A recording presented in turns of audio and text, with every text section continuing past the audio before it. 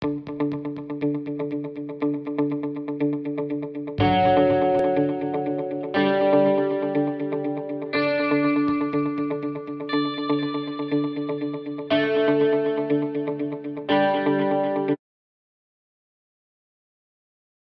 profesora Edna Zamudio de Jaén está coordinando esta sección que es Historia de Internet en Panamá, con el concurso y la participación de otros actores importantes como son el profesor Víctor López, la profesora Inmaculada Rivera de Castillo. Edna se va a encargar de presentarlos a ellos y yo voy a comenzar por presentar a Edna.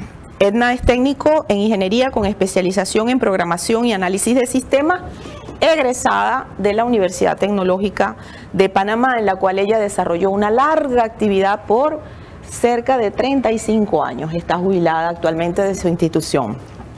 Ella forma parte de ese grupo de pioneros que introdujo Internet en Panamá. Fue desde el año 94 administradora de la red PANNet, la red académica que instaló el primer nodo de la red Internet para el país y que actualmente gestiona el punto PA, es decir, el Network Information Center, o mejor conocido como NIC Panamá. Administró PANNet y organizó y administró su Centro Nacional de Capacitación Continua, mediante el cual se formó al grupo de profesionales y técnicos que participaron en todo el proceso de desarrollo, consolidación de Internet en el país. En 1998 fue la promotora y administradora de la primera cabina de acceso público a Internet, la génesis de lo que hoy son las infoplazas. Por más de 10 años integró la Junta Directiva de Internet, que es el IXP de Panamá, el punto de interconexión de Panamá, y además gestionó para esta organización la consecución de sus bloques IPv4 e IPv6. Nos empiezan a sonar siglas extrañas, ¿verdad?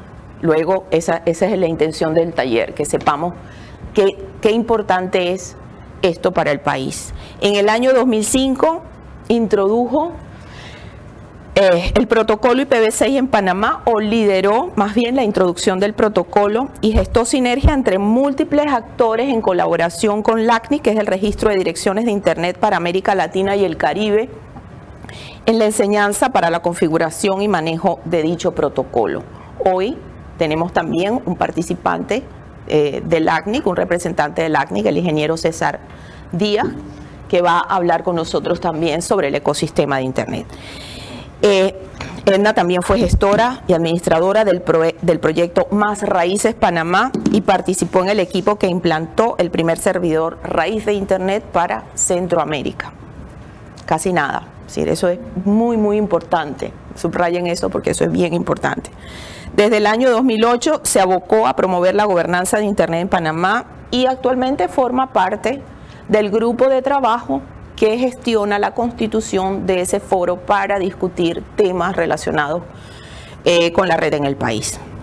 Preside, como dije en un principio, el Consejo Directivo de Internet Society, que obtuvo a un año apenas de su creación un reconocimiento del Buró Latinoamericano por su excelente desempeño. Le doy la palabra a Edna y muchas gracias a todos por su participación y su interés. Nuevamente, buenos días a todos. Vamos a tener el honor hoy de conversarles sobre la historia de Internet en Panamá. Este es un conversatorio entre pioneros de Internet en Panamá.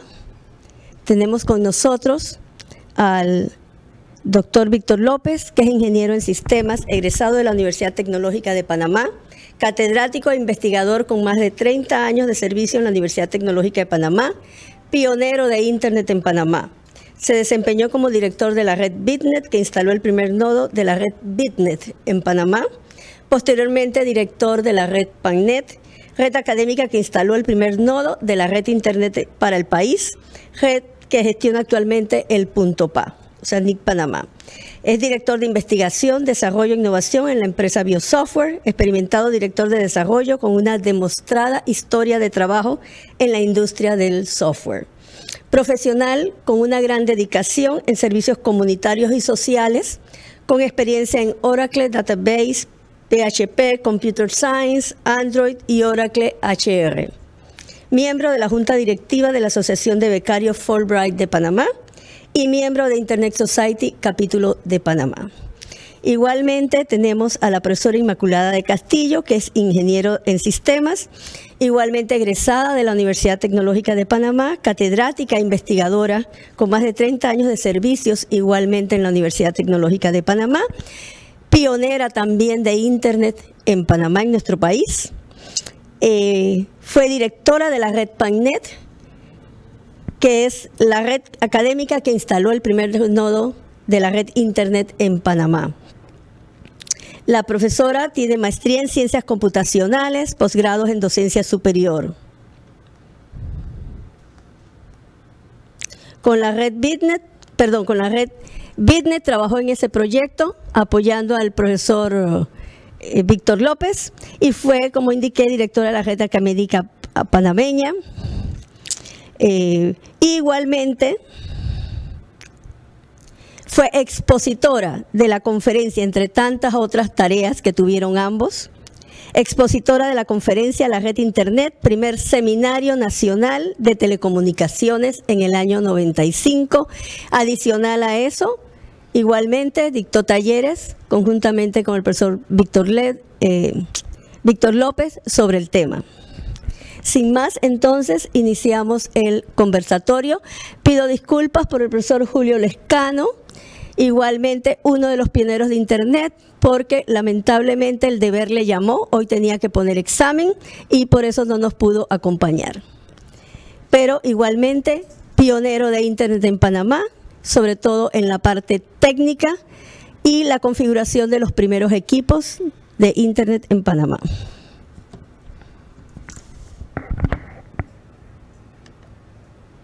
Iniciamos. Vamos a ver aquí la historia de Internet en Panamá.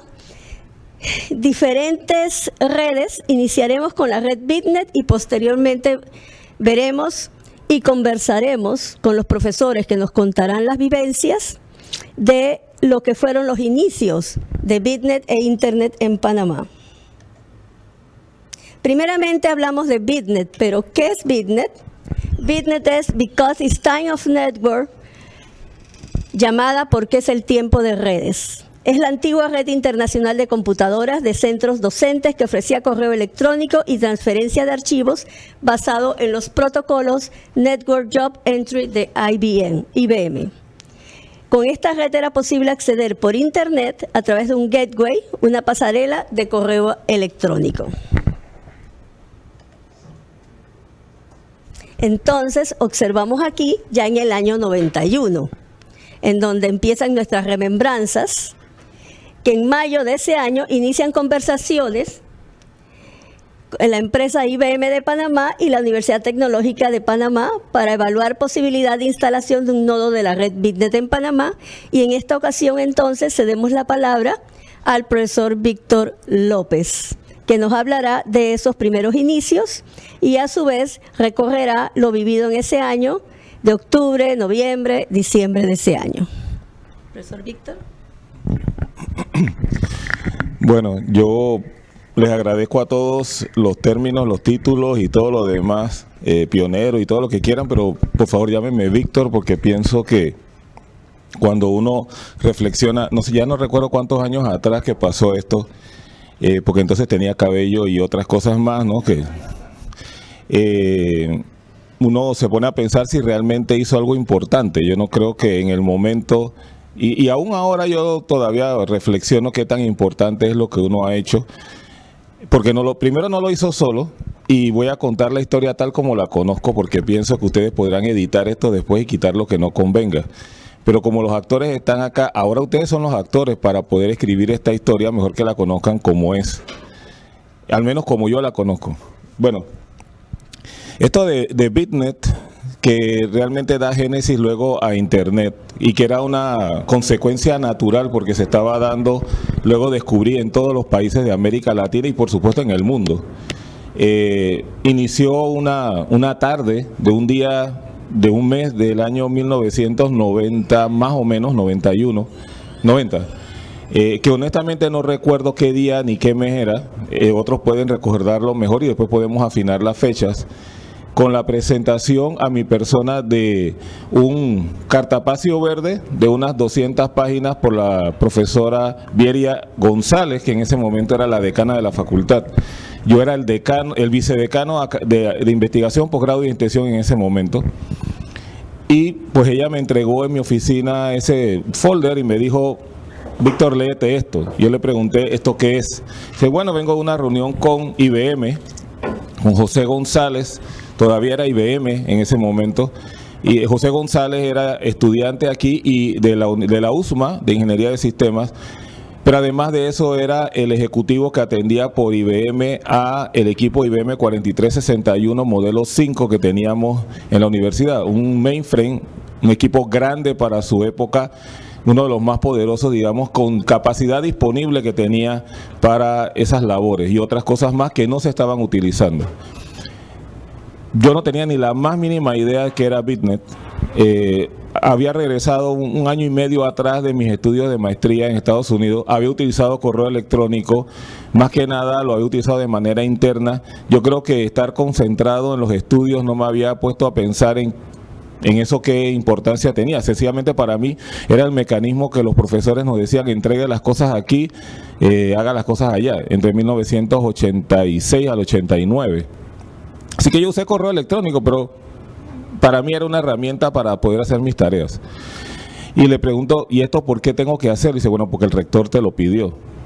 Y así fue que me asignaron esta gran tarea que después pues nos llaman pioneros, ¿no? Pero honestamente yo no tenía ni la más mínima idea y lo hice, como siempre lo digo, como un funcionario público que en un momento dado te asignan la tarea, tú no sabes por qué, pero te toca. Así mismo lo defino, te toca. El rector de la época en ese momento era el ingeniero Héctor Montemayor, que en el tiempo ahora es nuevamente nuestro rector. Y bueno, yo empecé a leer todos estos documentos que eran voluminosos. Más que nada estaba orientado a la gente de ciencias computacionales, aunque la red era para servicio académico a nivel global. Y la plataforma la plataforma tecnológica tenía que ser compatible con los equipos IBM y con sus protocolos. ¿Por qué? Porque era una red que fundamentalmente había sido impulsada por IBM por tener todos sus equipos coherentes y los protocolos de comunicación. Así que iniciamos ese proceso. Ahora, voy a darles una infidencia, digamos, a un detalle que no se sabe, no está escrito, y que luego de pasado el tiempo, porque todo salió mejor, ¿verdad? Me imagino que para que gane la Copa en el fútbol después dirán todos los detalles de los errores, pero ya la ganamos. Esa red no estaba destinada a instalarse en la Universidad Tecnológica. Digo, siempre fue el momento para hacerlo, pero ¿por qué no iba a ser instalada? Bueno, primero no iba a ser instalada porque la Universidad Tecnológica se iba a deshacer del IBM 4361. De hecho, no había cómo pagar, mantener ese equipo, que era, por decirlo así, el que tenía el laboratorio principal donde los estudiantes de la facultad realizaban todos sus desarrollos de software. En ese momento COBOL, Fortran y algo de base de datos. Aunque había un pequeño laboratorio de microcomputadoras, ese laboratorio tenía la mayor cantidad de terminales, que en ese momento eran terminales tontas, ¿verdad? Sencillamente era un mainframe con terminales de $3,000 cada una, que ninguna tenía memoria, ninguna podía servir para nada, nada más para sostener la puerta, si no había una CPU a la cual conectarse. Y el rector en ese momento había decidido que no íbamos a seguir pagando. Es más, no es que no íbamos a seguir pagando, es que íbamos a dejar de pagar. O sea, definitivamente teníamos una deuda, no recuerdo si era como $50,000 al año, un contrato de mantenimiento no preventivo, sino correctivo. Entonces no había ni siquiera para pagar cuando se dañaba un disco. Hablamos del disco del tamaño de una refrigeradora. Básicamente eso es lo que era el disco, ¿no? Teníamos 2 discos, así que teníamos 2 equipos del tamaño de una refrigeradora más o menos. Honestamente no lo recuerdo, pero con decirle que el mainframe tenía 4 megas, sí, 4 megas de memoria, y la gente gritaba cuando decíamos que teníamos 4 megas, ¿no? O sea, quizás la tenía un poco más, pero para los efectos de la época, cualquier celular que tenemos ahora tiene más memoria que ese equipo y tiene más capacidades y posiblemente no es que corra más rápido, pero tiene tiene varios procesadores, o sea, por lo menos tiene varios núcleos. En ese momento ese equipo creo que tenía varios CPU, pero no con la arquitectura que se conoce ahora. Entonces, la profesora Vieria y yo, recuerdo en el decanato, en el edificio viejo donde estaba la UTP, que ahora ya retornó a la Universidad de Panamá, nos sentamos a preguntarnos qué íbamos a hacer, porque es que nos íbamos a quedar sin equipo. Y lo digo porque así fue que sucedió. Después de reflexionarlo por un día, yo le pedí una reunión a ella, nos sentamos y le dije, mire, profe, vamos a hacer lo siguiente. No con esa palabra, pero es ahora lo que veo, ¿no? Vamos a crear la situación. Si la red BitNet se instala en ese equipo, la facultad no se va a quedar sin laboratorio. Y esa fue la gran razón, honestamente, de nosotros decir que vamos a poner BitNet en Panamá.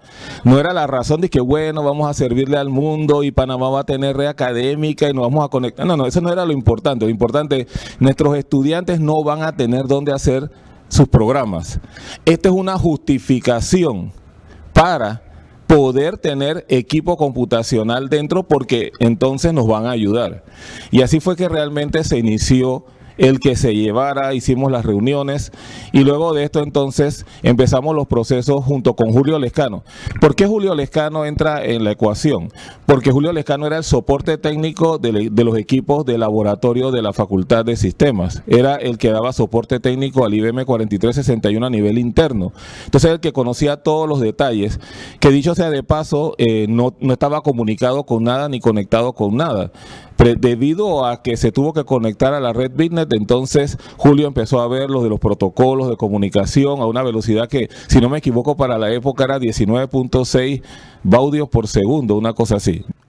Algunos comentan que si hubo algo antes de BitNet en Panamá. Sí, en BitNet en Panamá había sistemas de Bulletin Board System. Básicamente eran conexiones que se hacían a una computadora que realmente estaba en algún lugar o en la casa de alguien que manejaba un sistema de boletines.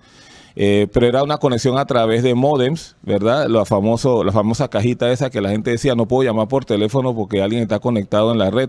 En ese momento solamente era por líneas telefónicas y se utilizaba ese medio, ¿verdad? Y las velocidades eran pues nada de lo que uno se compara ahora. Sin embargo, eso era lo más rápido que se tenía y para la época nadie experimentaba que fuera a haber algo mucho mejor que eso.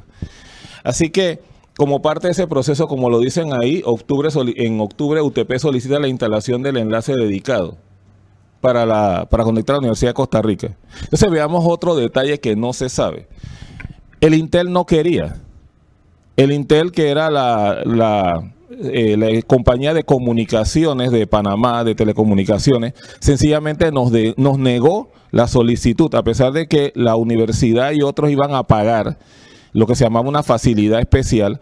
El Intel se negó. Nosotros nos reunimos con el gerente de operaciones, que daba la casualidad que también era profesor de la Facultad de Eléctrica y todavía lo es, era profesor tiempo parcial.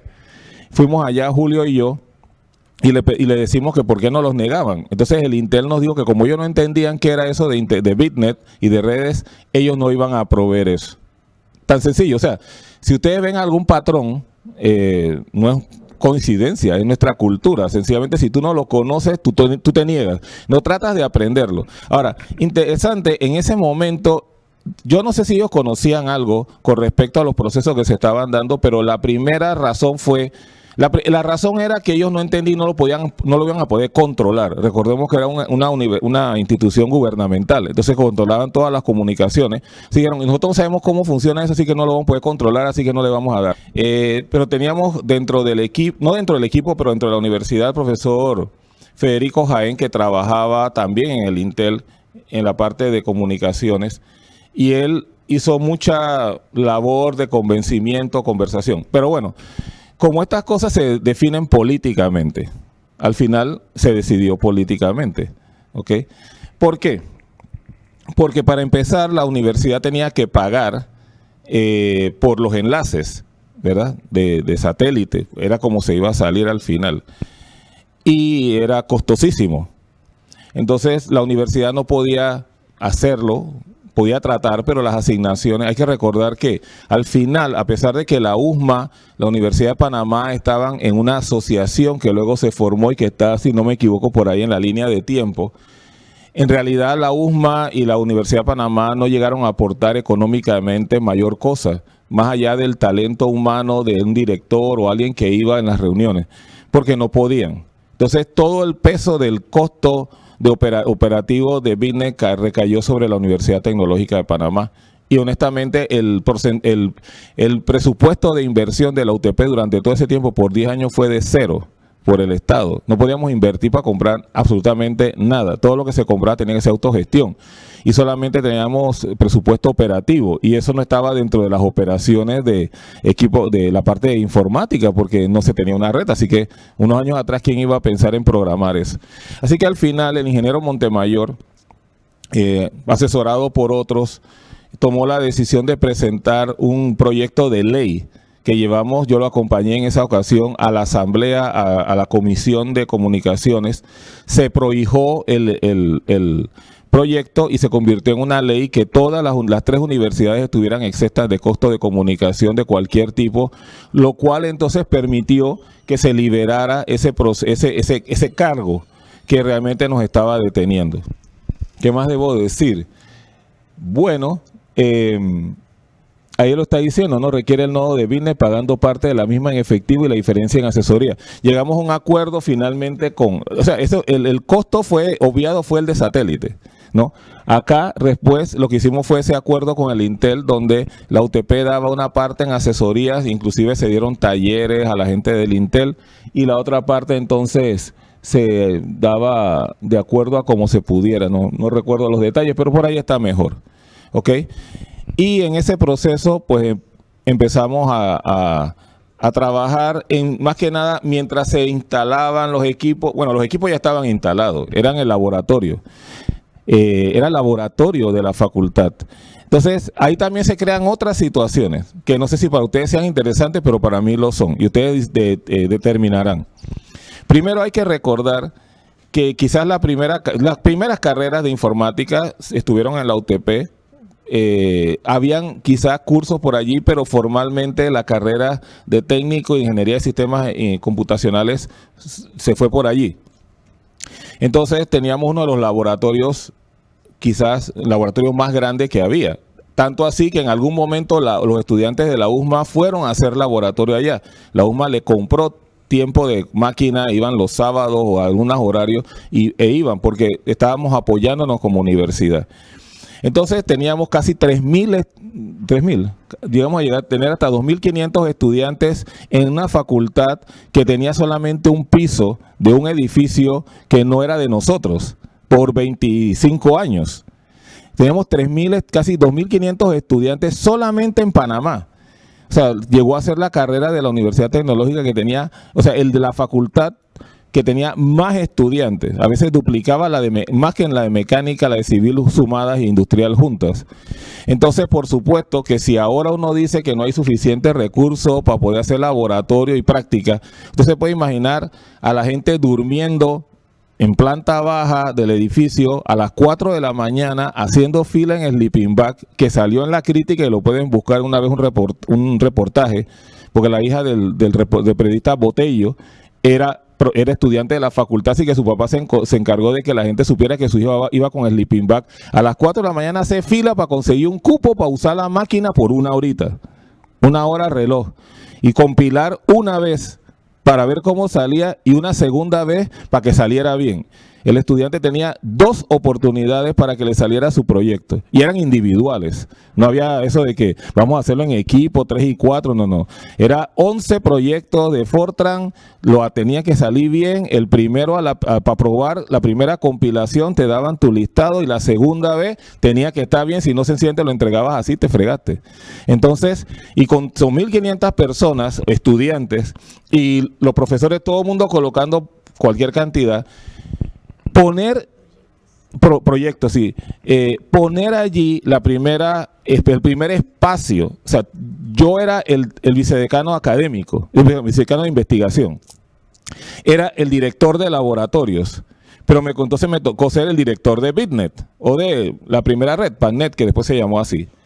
Y yo le tuve que preguntar al vicedecano, como director de Bitnet, si podíamos seccionar unas cuantas terminales del laboratorio que ya eran pocas para colocarlo. Entonces, conversando con el vicedecano de investigación,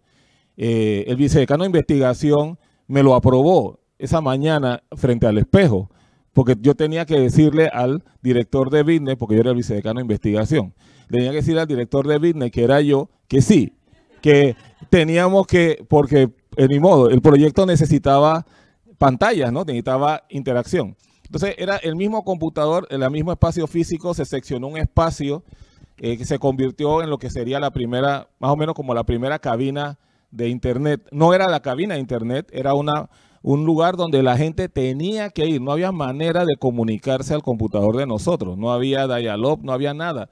Si usted quería usar el email, usted tenía que ir físicamente y pedir una cuenta y se le daba acceso, y no es porque no queríamos, es que no había recursos. Esto había nacido porque queríamos evitar que se llevaran el laboratorio de los estudiantes, entiéndase así. Ese fue el gran motivo de nosotros, así pequeñito.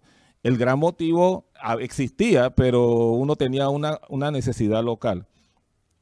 Y dentro de esa historia llegó uno de nuestros primeros clientes, si no el primero que tuvo, yo creo que la primera cuenta de correo electrónico que no fue ninguna de la de nosotros mismos.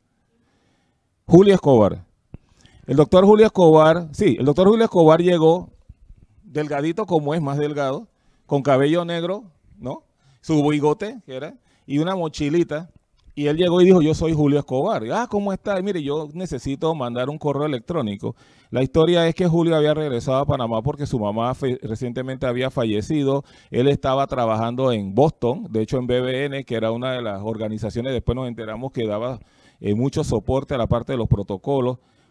Pero nosotros no sabemos que era Julio Escobar, así que él llegó y me dijo, yo soy Julio Escobar, yo necesito, ¿cómo no? Venga, y se le atendió, por favor créanle una cuenta de correo. Teníamos un cliente, o sea, teníamos un usuario. Nosotros no cobrábamos, todo esto era gratis, era nuestro deber. Entonces, nosotros lo que nos los pasábamos en las reuniones que decíamos y las conferencias o las presentaciones era promover, es decir, vengan y usen. Y la gente decía, pues tengo que ir hasta allá. Sí, venga y use.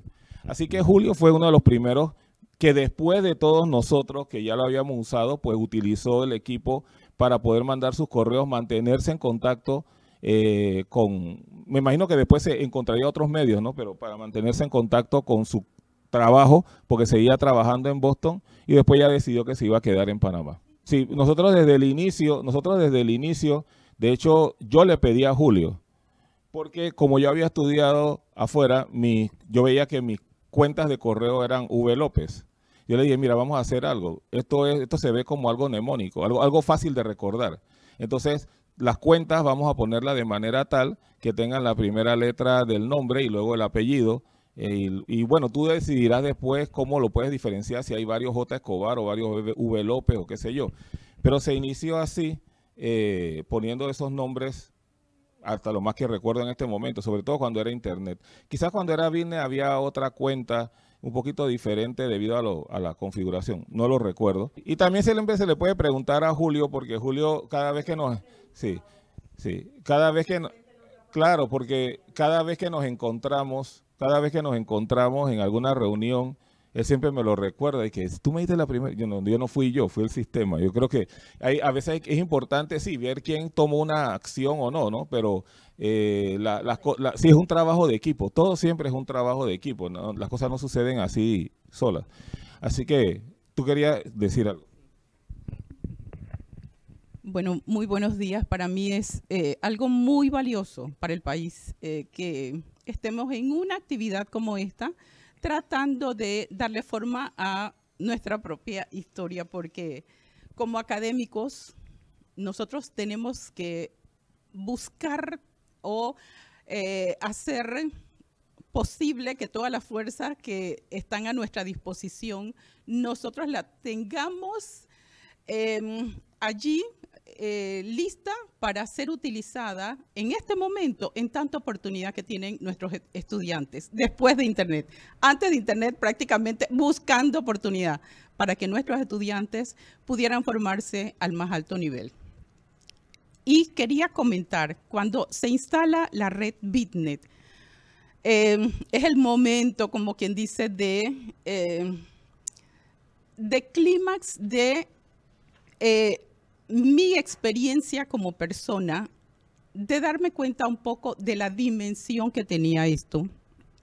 Cuando nosotros recibimos de parte del licenciado González, que se acuerdan que trabajaba en GBM de Panamá, una cinta magnética para instalar el primer nodo BitNet en Panamá. Julio y José trabajaron arduamente, ya ellos llevaban cerca de 48 horas y no se lograba la interconexión. Y llega el momento en que José dice, bueno, vamos a poner un SOS a ver qué pasa, porque no había manera, todas las alternativas posibles ya las habían experimentado y no lográbamos la interconexión.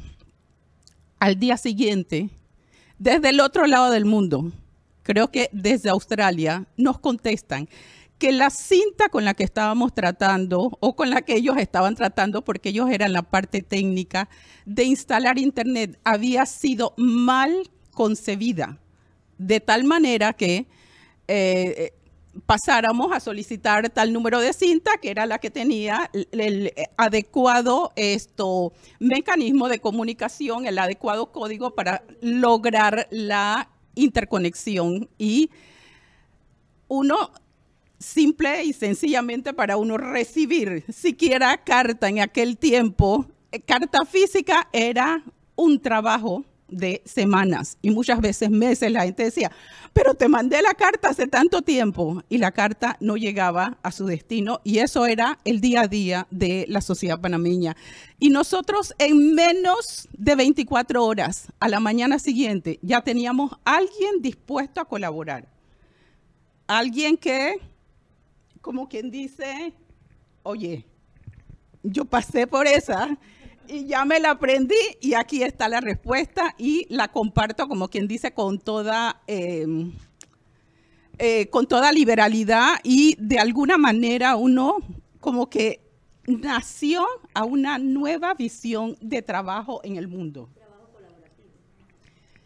De trabajo colaborativo, que como nosotros somos panameños, nos damos cuenta la dificultad que tiene el país, todavía tantos años después, para lograr trabajo colaborativo, y esas eran en gran cantidad de personas alrededor del mundo, barreras superadas.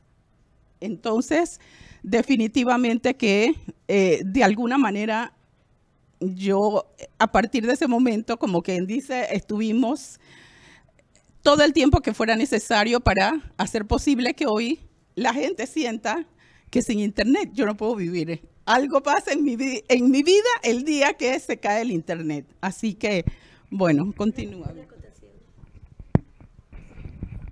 Sí, para hacer una acotación en lo que vemos en la línea cronológica del tiempo, de los esfuerzos realizados por la UTP, en donde ya realiza presupuestariamente, saca su presupuesto para hacer pago al CREN, y se da el anuncio oficial de que ya se había realizado el proceso de comunicación con Costa Rica, que había sido totalmente exitoso, y que se estaba a la espera de recibir las rutas internacionales de comunicación de parte del CREN. Habíamos visto en la filmina anterior, en donde, no sé, creo que era la siguiente, disculpen,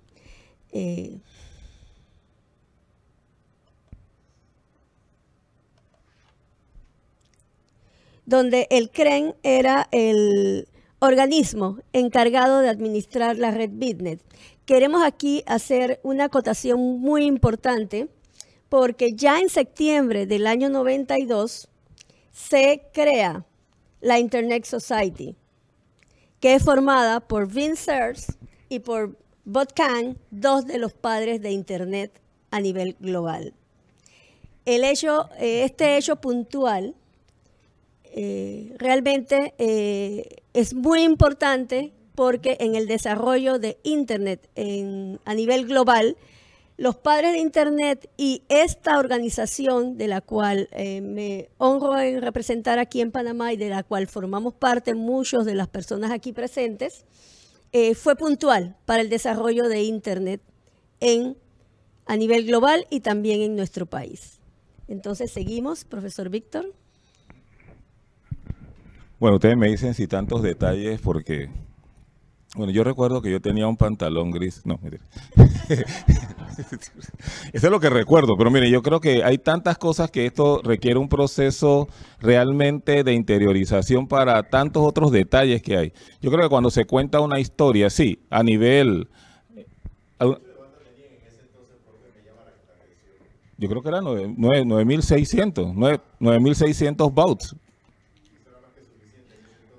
Bueno, era más que suficiente porque la gente es que no existía. Bueno, para ese tiempo, sí, ya estaba empezando, por supuesto que ya estaban los protocolos de TCP/IP y todo eso arriba, pero para nosotros, la gente no iba a ver video. La gente si escribía un chat y email era mucho. Okay, y buscar archivos en una base de datos en internet que en el momento era básicamente una solicitud que se enviaba de manera sincrónica, se buscaba y se regresaba un archivo. No era que uno iba a ver, no había interfase gráfica que estuviese disponible en ese momento para los equipos que teníamos. Así que, y tampoco fue que fue de uso extendido, estamos hablando de Bitnet, y todavía inclusive Internet cuando en los primeros años no era de uso extendido para los estudiantes. Los estudiantes podían utilizarlo, pero honestamente los estudiantes no querían. No querían porque de hecho, cuando ellos se sentaban en una máquina, lo que ellos querían, lo que nosotros percibíamos es que lo que ellos querían era hacer sus programas y ya. Entonces, pero hubo un elemento interesante que ahora lo recuerdo, un joven apellido, ¿cómo se llama? Ramiro, que no recuerdo el apellido en este momento, Ramiro Pérez. Ramiro Pérez, recuerdo que como este proyecto de Bitnet y luego de Internet, el proyecto de Bitnet dio paso a que la Organización de Estados Americanos, la OEA, ¿sí? La Organización de Estados Americanos apoyara a nivel latinoamericano la interconexión de todos los países, apoyando para que Internet surgiera, y nosotros teníamos Bitnet, y la realidad es que Bitnet llega a Panamá a través de Costa Rica, que era su punto de contacto, y sobre todo Costa Rica porque en Costa Rica el doctor Guy de Teramont, que llegó a ser ministro de Ciencia y Tecnología allá, un físico, había regresado de Stanford. Él hacía investigación y cuando llegó a Costa Rica se encontró que Costa Rica no estaba conectada a redes académicas. Entonces él decidió que por su trabajo él necesitaba que se conectara. Así que, como pasa en la mayoría de las cosas, digo yo, el tipo tenía una problemática, así que él se la solucionó. O sea, si la basura está regada, recógela. No preguntes que tú pagaste para que te la recogieran, porque igual el mosquito te va a picar. Entonces, el hombre tenía que hacer investigación científica, no había red, él se inventó su red, fue la UCR, la Universidad de Costa Rica, que fue la primera en Centroamérica conectada a Bitnet. Chile fue el primero en el 85 en Sudamérica, y entonces él impulsó eso y José González lo conoció. ¿Por qué? Porque como era equipos IBM, José González iba a cursos, allá estaba la gente de IBM Costa Rica y todo eso accionó para acá. Así que ellos visitaron la UTP durante el proceso de conexión que después de Bitnet y conocieron a Ramiro. Ramiro, este joven que no sé si todavía estará en España, solamente llegó a terminar técnico en programación, porque no quería estudiar nada más. Sin embargo, Ramiro se había enseñado a sí mismo matemática fractal. Y él solito, nadie sabía matemática fractal. O sea, para generar, en la universidad los profesores no saben un montón de cosas. Los estudiantes saben un montón de cosas más. Y todavía sigue siendo así. Y qué bueno que es así, ¿no? Porque alguien tiene que continuar. Entonces, Ramiro empezaba a hacer en su máquina, creo que era una IBM 8088, una cosa así.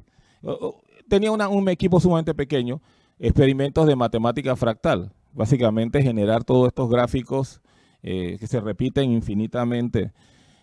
Y el doctor Saul Hans, que era el director del proyecto Reducit, pasó y visitó todos los lugares y le preguntó a Ramiro, ¿tú sabes matemática fractal? Porque él era matemático, su doctorado era en matemática.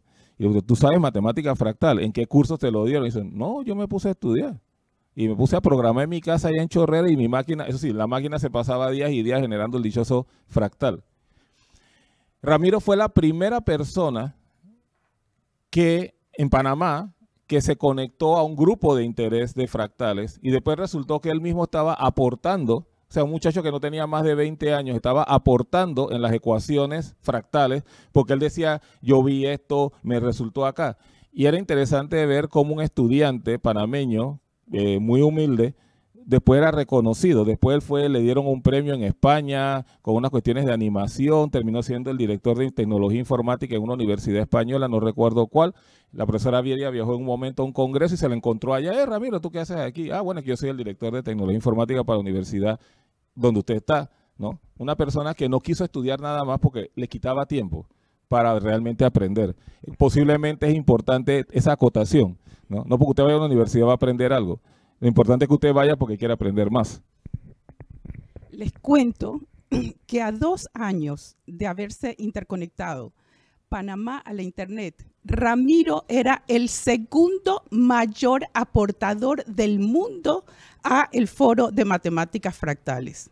Cosa que es mucho decir porque imagínense la cantidad, como quien dice, de países desarrollados que estaban intercambiando como que actividad en el Foro de Matemáticas Fractales y teníamos nosotros un panameño que ya hacía historia en medio de sus aportes a esa lista.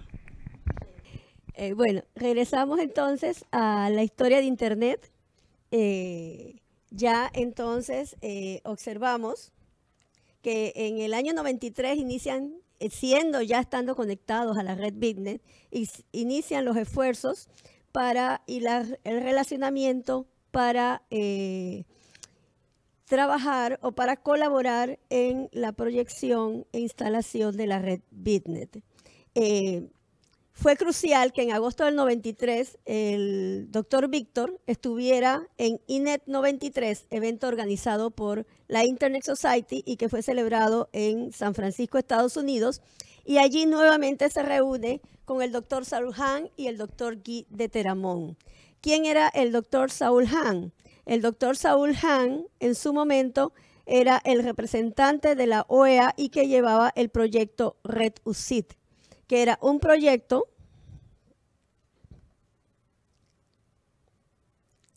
que se trataba de la red hemisférica interuniversitaria de información científica y tecnológica de la OEA para apoyar las conexiones de Internet a nivel de Latinoamérica.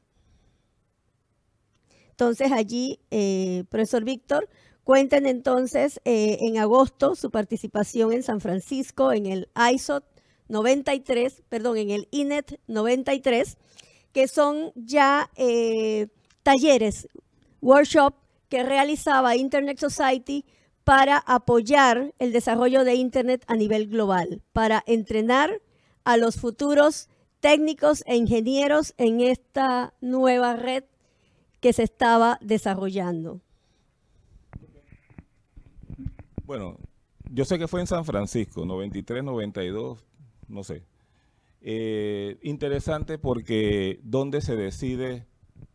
No, bueno, se decide porque uno estaba ahí para decidir, no porque yo fuera importante, sino que, bueno, nos estábamos tomando unos vinos, honestamente fue así, estábamos en la bahía de San Francisco, había un cóctel, luego como parte de la reunión de ISOC.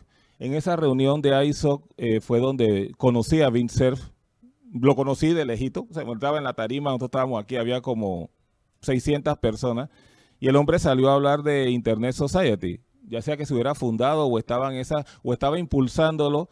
Entonces oficialmente dijo ahí, mira que hemos creado Internet Society, vamos a hacerlo así, vamos a hacerlo así, y en unos tiempos que ustedes no lo conozcan, Edna va a ser la presidenta del capítulo de Panamá, si me lo creen, ¿no? Bueno, pero aunque ustedes no lo sepan, el tipo estaba mirando en el futuro. Si una muchacha chiquitita así que no sé qué. Bueno, la cuestión es que como era el primer ISO que yo fui, yo creo que fue el único, porque después de eso yo me tuve que ir a estudiar y dejé en Inmaculada la coordinación, la dirección de todo lo demás. Pero lo interesante era esas reuniones masivas, porque realmente fue masiva en el centro de convenciones al lado del Pier 1, por allá en San Francisco, cerca de la bahía. La cantidad de gente, los intercambios, estaba mucho de moda Gopher, Waze, todas estas herramientas que luego se utilizaban para buscar y conectar a la gente y buscar datos. Y el grupo de Latinoamérica siempre iba unido. Previo a ir allá a ISOC, nos habíamos reunido en Guadalajara, la primera reunión de redes académicas de América Latina, que fue donde conocí a los pioneros, algunos de Perú y otros, Brasil, sobre todo México, el TEC de Monterrey. Y en esa reunión de Guadalajara, regreso es porque en esa reunión de Guadalajara se establecía el impulso a una gran red de fibra óptica que querían conectar desde México hasta Argentina, ¿no? Porque decían, mira, lo que pasa es que el satélite cuesta mucho y qué sé yo, y entonces vamos a conectar. Pero la gran problemática, como siempre, eran las compañías de telecomunicación. Tenían que luchar con los intereses, que si lo ponen, que si la plata. Y bueno, producto de esas reuniones que se dieron en Guadalajara, donde cada uno presentaba, y honestamente yo fui, pero era la red más reciente, y encima era Bitnet. Yo presenté, bueno, esto es lo que tenemos en Panamá, cuando fui todavía no se había inaugurado, se inauguró después que yo regresé y se inauguró formalmente el nodo Bitnet, pero ya estaba operativo, solamente que no se había inaugurado. Entonces fue que nos invitaron a ir a ISOC. Y ahí, con gente de Argentina, Estela Bertone y otra gente de Uruguay, que creo que todavía la persona esta de Uruguay está al frente, la vi, una profesora. Saúl Han me preguntó si Panamá aceptaría la donación de los equipos para poder colocar el primer nodo de Internet en la República de Panamá. Todo esto fue gestionado por Guy de Teramont, porque Guy estaba entonces impulsando que toda Centroamérica se conectara. Por eso es que Lito después vino acá a contar lo otro, por eso El Salvador se unió Nicaragua. En Centroamérica, si no recuerdo mal, era Panamá lo que se quería que se conectara, y luego era Honduras, y luego entonces empezaban con Nicaragua, Guatemala. Ahí estábamos todos. Entonces, bueno, como ahí no había WhatsApp para preguntarle a un rector, yo le dije que sí, porque yo no iba a estar rechazando plata, porque era donación, y era la OEA, ya estaba prepagado, porque nosotros pagamos porque la OEA funcione, ¿no?, en algunos de los casos.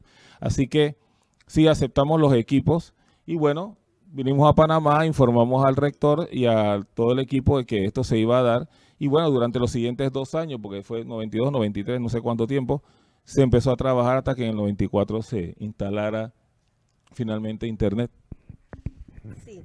Allí entonces, en febrero del 94, Internet, que en ese entonces era la organización que administraba las direcciones IP, le asigna a la Universidad Tecnológica la administración del bloque de direcciones IP clase B. O sea, es un bloquezazo, o sea, un gran bloque que acerca de las direcciones IP nos va a hablar en la siguiente sesión el ingeniero César Díaz, que representa ahora, en ese entonces era el Internic, ahora para América Latina, a lo que es el organismo que administra las direcciones IP. Allí observamos cuál es la dirección del bloque IP clase B. En febrero, igualmente, se dio la participación de la profesora Lidia Holnes de Topping, otra de las pioneras de Internet, en INET 94, que fue celebrado en Praga, Checoslovaquia, y allí nos indica, en la remembranza que estábamos haciendo, la profesora Inmaculada nos hizo recordar que para esa fecha recibió un correo de la profesora Lidia, ¿verdad? Bueno, quiero en este punto resaltar el nombre del doctor Justo Mayora. El doctor Justo Mayora llegaba de estudiar en el exterior al país y buscando cómo conectarse con el resto de la humanidad que no fuera a través de una llamada que se cobraba por minuto y se cobraba a mucho dinero. Entonces llega la Universidad Tecnológica a buscar mecanismos de interconexión, y el doctor Justo Mayora tuvo una gran participación en el proyecto que se presenta ante el NIC para solicitar una clase para la interconexión de Panamá al Internet. La clase de mayor capacidad que se brinda en Centroamérica se brindó a Panamá. el país que posiblemente sigue siendo el de menor población. Pero estaba tan bien presentado y se visualizaba, como quien dice, tan a futuro el potencial del desarrollo de la red, que de alguna manera podemos sentirnos muy satisfechos, muy complacidos de haber logrado una red que ha permitido que el desarrollo del Internet en Panamá haya logrado pues el punto en que estamos hoy. Durante la participación de la profesora Lidia Topping en esta reunión internacional que se daba en Praga, ya se empezaban entonces un poco a trabajar en los avances y en las primeras pruebas para la interconexión. Y creo que Bintserf con Lidia envían el primer correo electrónico que como quien dice, estaba haciendo uso de una nueva tecnología, y dice Lidia que toda la sala aplaudió y de alguna manera pues fue un momento de conmemoración de que por lo menos las primeras pruebas estaban ya saliendo exitosamente.